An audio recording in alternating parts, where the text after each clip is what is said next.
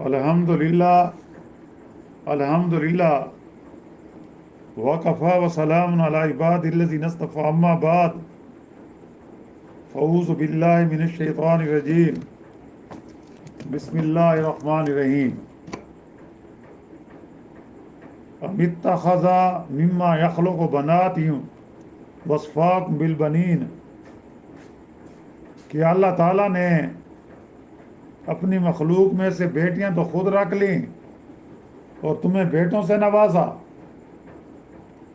وَإِذَا بُشِّرَ أَحَدُهُم بِمَا ضَرَبَ لِلرَّحْمَنِ مَثَلًا ظَلَّ وَجْهُهُ مُسْوَدًّا وَهُوَ كَظِيمٌ، حالانکہ ان میں سے کسی کو جب اس چیز کی خبر دی جائے جس کی مثال اللہ نے اللہ رحمان کے لیے بیان کی ہے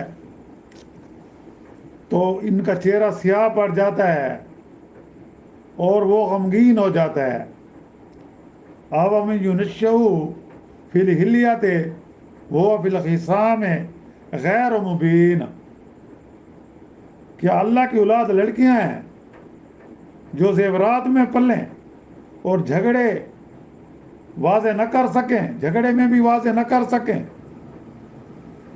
سبحان ربک رب العزت عما یصفون وسلام علی المرسلین والحمد للہ رب العالمین۔ اللہم صلی علی سیدنا محمد وعلی آلہ وصحبہ وسلم۔ پارہ 25واں سورۃ الزخرف کی آیات مبارکہ 16، 17 اور 18 کی تلاوت کی گئی ہے اور ساتھ ترجمہ بھی کیا گیا ہے۔ جیسا کہ گزشتہ درس میں ذکر ہوا تھا کہ بعض بندوں نے اللہ کے ساتھ شرک کیا، اللہ کے ساتھ دوسری ہستیوں کو شریک ٹھہرایا، اور بعض نے اتنا شرک کیا کہ ان ہستیوں کو جن کو انہوں نے اپنا معبود بنایا اللہ کا جزو سمجھ لیا تھا۔ بھئی اللہ تو ان چیزوں سے پاک ہے، اللہ کا جزو کیسے ہو سکتا ہے؟ اور ساتھ یہ بھی ذکر ہوا تھا کہ وہ کہتے تھے کہ فرشتے اللہ کی بیٹیاں ہیں، فرشتے اللہ کی بیٹیاں ہیں۔ بھئی بیٹیاں یا بیٹے تب ہوتے ہیں جب کوئی جس کی زوجہ ہو، جو جوڑا ہو۔ اللہ تو واحد ہے، اللہ کی تو جمع بھی نہیں، اللہ کی تو مؤنث بھی نہیں بنتی۔ اللہ تو وہ واحد ذات ہے کہ اس کا کوئی شریک نہیں، وہ سب سے بے نیاز ہے، وہ خالق ہے، وہ تو تخلیق کرنے والا ہے، اس کی اولاد کیسے ہو سکتی ہے؟ یہ تو اللہ کے ساتھ کفر ہے۔ آج جو آیات مبارکہ پڑھی گئی ہیں جہاں اللہ نے ان کو اللہ کی طرف سے ان کو یہ جواب دیا جا رہا ہے کہ اللہ تعالیٰ نے اپنی مخلوق میں سے بیٹیاں تو خود رکھ لیں اور تمہیں بیٹوں سے نوازا، یعنی ام اتخذ مما یخلق بنات واصفاکم بالبنین، کیا اللہ تعالیٰ نے اپنی مخلوق میں سے بیٹیاں تو خود رکھ لیں اور تمہیں بیٹوں سے نوازا۔ اس میں ان کی جہالت اور نادانی کا بیان ہے۔ جو انہوں نے اللہ کے لیے اولاد بھی ٹھہرائی ہے، جسے یہ خود ناپسند کرتے ہیں اسے اللہ کے ساتھ منسلک کر دیا۔ یعنی کفار مکہ میں جب کسی بیٹی کی ولادت ہوتی تھی تو ان کے گھر میں ایک ماتم جیسی کیفیت بن جاتی تھی۔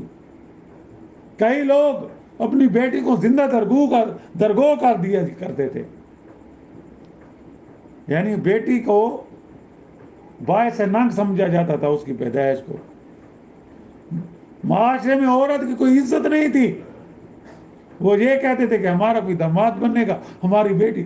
بھئی ان سے پوچھنا، اور مت ایسی ماری کہ تم نے تو کسی کی بیٹی لی ہوئی ہے، وہ تو کسی کی بیٹی ہے جس سے تم نے شادی کی، نکاح کیا، اور اگر تم اس سے تمہاری بیٹی پیدا ہوگی تو تم جو ہے اپنے لیے یہ عزت کا معاملہ بناتے ہو، اپنے لیے بہتر نہیں سمجھتے ہو. یہاں اللہ نے ان کو یہی جواب دیا ہے کہ تم بیٹیوں کو تو اپنے لیے، بیٹیوں کی ولادت کو اپنے لیے اچھا نہیں سمجھتے، بیٹیوں کو زندہ درگو کر دیتے ہو، اور اللہ کے ساتھ بیٹیوں کو منسوب کر دو کہ فرشتے اللہ کی بیٹیاں ہیں. آج بھی وہ حرم میں قبرستان موجود ہے حرم کے ساتھ، کہ جہاں وہ اپنی بیٹیوں کو زندہ درگو کر دیا کرتے. کہ حکومت عربیہ نے، سعودیوں نے وہاں ایک عمارت بنانے کی کوشش کی اس جگہ پر، کہ بھئی ادھر ہم کوئی چیز بناتے ہیں جیسے ہوٹل وغیرہ جو. تو جب انہوں نے کام شروع کیا تو آوازیں آنے لگ گئیں، چیخ و پکار کی، انہوں نے کام بند کر دیا. پھر انہوں نے کہا کہ پھر کوشش کرتے ہیں، پھر چیخ و پکار ہونے لگی، تو پھر انہوں نے بند کر دیا اور اس کو ہاتھا دے دیا. آج بھی وہ قبرستان موجود ہے، حرم کے ساتھ ہے بالکل. تو یہ دیکھو کہ تم بیٹیوں کو جو اپنے لیے تو وہ ولادت اچھا نہیں سمجھتے، اچھا شگون نہیں سمجھتے، اور اس کو منسوب کرتے ہو اللہ کے ساتھ جس کی کوئی اولاد نہیں ہے. اور وہاں جو قبرستان ہے نا، وہاں صرف حضرت سمیہ کی ایک قبر پڑی ہے، جس کو ابو جہل نے برچہ مار کر شہید کیا، جو اسلام کی پہلی شہیدہ ہے. اسی قبرستان میں صرف ان کی قبر پڑی ہے، پتہ چل باقی سب دفن ہیں گڑے. تو وہ آج قبرستان موجود ہے ان کے لیے. تو یہاں یہی ہے کہ یہ خود جس کو تم ناپسند کرتے ہو اور تم کہتے ہو کہ یہ اللہ کی اولاد ہوتی ہے، کیا ایسا ہونا؟ خود تو اس لڑکیاں تمہاری لڑکیاں ہوتی ہیں تو تمہارے اندر کو رام مچ جاتا ہے، اور تمہیں وہ پھر لڑکوں سے نوازتا ہے. اسلام آیا تو اسلام نے عورت کو عزت دی، عورت کو مقام عطا فرمایا، عورت کو رحمت کہا، بیٹی کی ولادت کو رحمت کہا، اور بیٹے کی ولادت کو نعمت کہا. نعمت سے رحمت زیادہ ہوتی ہے. آج بھی ہم دیکھتے ہیں بیٹوں کے مقابلے میں بیٹیاں ماں باپ کی زیادہ خدمت کرتی ہیں، کیونکہ رحمت ہے نا. تو یہاں یہی ہے کہ تم کتنے نادان ہو، تم کتنے بے وقوف ہو کہ اللہ تعالیٰ ان چیزوں سے پاک ہے. وہ واحد ذات ہے، اکیلی ذات ہے، اس کا کوئی شریک نہیں، اور تم کہ تو اللہ کی بیٹیاں تھیں. اور اللہ نے یعنی کسی کو جب اس چیز کی خبر دی جائے کہ تمہاری بیٹی پیدا ہوئی ہے تو اس کا چہرہ سیاہ پڑ جاتا تھا، یہ کیا ہو گیا، غمگین ہو جاتا تھا. یعنی کہ اس طرح ماحول تھا. اور پھر اللہ نے کہا أَوَمَن يُنَشَّأُ فِي الْحِلْيَةِ وَهُوَ فِي الْخِصَامِ غَيْرُ مُبِينٍ، کہ اللہ کی اولاد لڑکیاں ہیں جو زیورات میں پلیں اور جھگڑے میں واضح نہ کر سکیں. مطلب کیا ہے کہ عورت کی دو صفات کا تذکرہ یہاں بطور خاص کیا گیا ہے. ان کی تربیت اور نشو و نما زیورات اور زینت میں ہوتی ہے. بچیاں ہوتی ہیں نا، اب ان کو بھی چاہے نقلی زیورات ہوں اصلی ان کو بھی لے دیتا ہے، خوش ہوتی، لیکن بچوں کو، لڑکوں کو نہیں. یعنی شعور کی آنکھ کھولتے ہی ان کی توجہ حسن افزا اور جمال افروز چیزوں کی طرف ہوتی ہے. چھوٹی بچی ہوتی ہے، والدین جو ہیں اس کے کانوں میں چھید کرا دیتے ہیں نا، بھئی یہ اس میں کانٹے پہنے گی، اس میں کنڈا پہنے گی. ایسے ہوتا ہے یا نہیں ہوتا؟ لیکن لڑکوں کے لیے نہیں ہے یہ چیز. تو جہاں اللہ نے بتایا کہ یعنی کہ اولاد لڑکے جو زیورات میں پلیں، اللہ نے خود کہا کہ وہ، اور پھر کیا ہوتا ہے مقصد اس وضاحت سے یہ ہے کہ جن کی حالت یہ ہے وہ اپنے ذاتی معاملات کے درست کرنے کی بھی استعداد نہیں رکھتی. اس لیے تو اسلام میں دو عورتوں کی گواہی ایک مرد کے برابر ہے.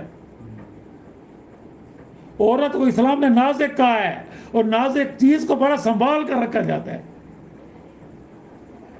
اور اگر کسی سے باس و تکرار ہو وہ اپنی بات بھی صحیح طریقے سے فطری حجاب کی وجہ سے واضح نہیں کر سکتی، کیونکہ پردے میں ہوتی ہے۔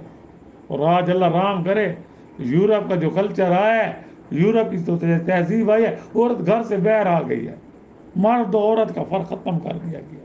عورت آج بولڈ ہے، مرد بزدل بن چکا ہے۔ تو یہ بھی قیامت کی نشانیاں ہیں کہ آپ اسلام کا فرمان ہے، اللہ کم و بیشی معاف کرے، کہ جب ایسا دور آئے کہ جب تمہاری حکمرانی عورتوں کے پاس ہو تو پھر زمین کے اوپر رہنے سے تمہارا زمین کے اندر رہنا بہتر ہے۔ آج دیکھو ہر طرف عورت ہی عورت ہے، سیاسی لیڈر ہے اپنی بیٹیوں کو آگے کر گئے ہیں، وہ قیادت کر رہی ہے۔ کیا کوئی مرد نہیں ہے پارٹیوں میں جو پارٹیوں کی قیادت کرے؟ اپنے فین بنانے کے لیے عورتوں کو استعمال کیا جا رہا ہے، عورت کے نام پر پارٹی کو فروغ دیا جا رہا ہے۔ یا اللہ کو ہم کیا جواب دیں؟ کیا میرے نبی کریم صلی اللہ علیہ وسلم کی اس دنیا سے وفات ہونے کے بعد کیا عائشہ نے بھی یہ دعویٰ کیا تھا مجھے خلافت ملے؟ کیا فاطمہ زہرا رضی اللہ تعالیٰ عنہ جو حضور صلی اللہ علیہ وسلم کی چوتھی سب سے چھوٹی بیٹی تھی، آپ کی زندگی میں 3 بیٹیوں نے وفات پا لی، ایک بیٹی زندہ تھی، کیا اس نے بھی یہ دعویٰ کیا تھا کہ خلافت کی مستحق میں ہوں؟ آج سوچنے کا مقام ہے کہ آج یورپ نے ہماری مسلمان عورت کو باہر نکال دیا۔ مظاہرے ہوتے ہیں 7 مارچ کو ہر سال، یوم خواتین منایا جاتا ہے، تو یہ اللہ کی ناراضگی ہے۔ تو یہ عورت کی 2 فطری چیزیں ہیں، ایک تو عورت نازک پن اس میں ہے، وہ اپنی کھل کر غیر محرم کے سامنے بات نہیں کر سکتی، یہ اسلام کا سبق ہے۔ اور دوسرا اس کی جو تربیت ہوتی ہے بڑے نازک پن سے ہوتی ہے، زیورات اس کو دلائے جاتے ہیں، اور جن کی بنا پر یہ عورت کی 2 فطری کمزوریاں ہیں، زیور اور نازک پن، جس کی بنا پر مرد حضرات عورتوں پر ایک یگانہ فضیلت رکھتے ہیں۔ یعنی اس لیے اسلام نے کہا کہ عورت کے نان و نفقہ کی ذمہ داری مرد پر ہے، باپ ہے بیٹی ہے تو باپ پر ہے، بہن ہے تو بھائی پر ہے، ماں ہے تو بیٹوں پر ہے، شوہر پر ہے، بیوی ہے تو شوہر پر ہے، اور اگر بیوی ہے تو شوہر پر ہے، ماں ہے تو بیٹوں پر ہے۔ یہ اللہ نے ذمہ داری ڈالی ہے۔ بھائی ہے تو وہ بہن کی اگر اس کا بیٹا نہیں ہے کہ نان و نفقہ، تاکہ وہ گھر سے باہر نہ نکلے، اسے جو یہ معیشت کا اس کے لیے سوال بھی نہ ہو، جن کی بنا پر مرد حضرات عورتوں پر اس وجہ سے فضیلت ہے، ایسے فضیلت نہیں ہے۔ یہ بھی یورپ نے ایک غلط ہمیں نظریہ دیا ہے، دیکھو عورت کو انہوں نے قید کر دیا ہے، قید نہیں کیا۔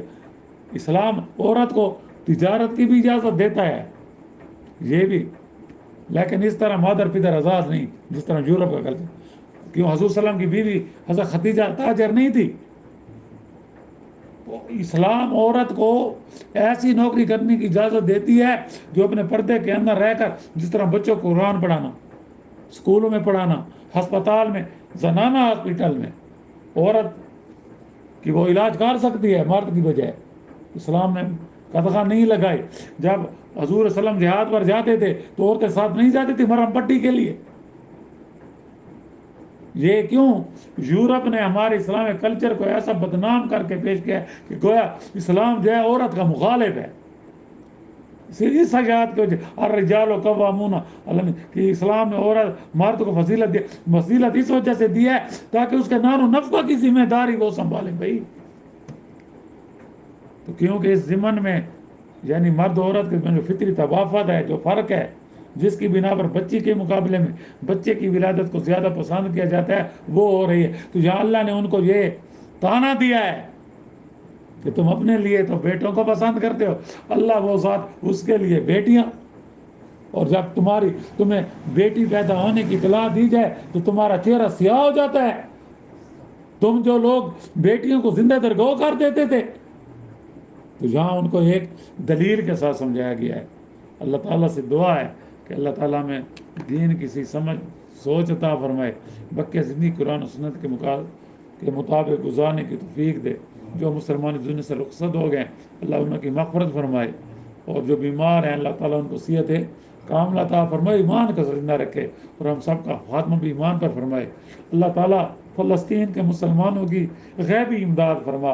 یا اللہ دنیا میں 58 اسلامی ممالک جن میں بغیرت ہیں، سب بغیرت ہیں، کوئی ان کی مدد کے لیے نہیں جا رہا. یا اللہ ان کے دل پھیر دے، یا مقلب القلوب مسلمان حکمرانوں کے دل پھیر دے کہ وہ اپنے مظلوم فلسطینی بھائیوں کی مدد کریں، مظلوم کشمیریوں کی مدد کریں. تو ان کی غیبت مدد فرما، ان کو فتح نصیب فرما.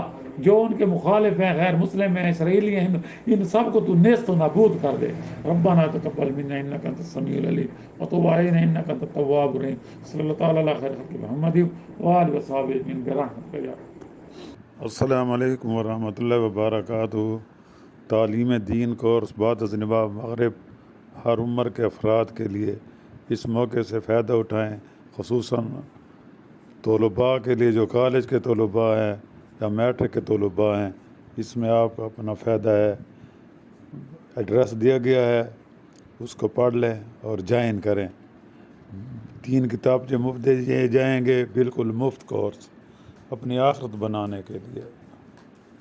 السلام علیکم ورحمۃ اللہ وبرکاتہ. Please subscribe my channel and like for more videos. السلام علیکم.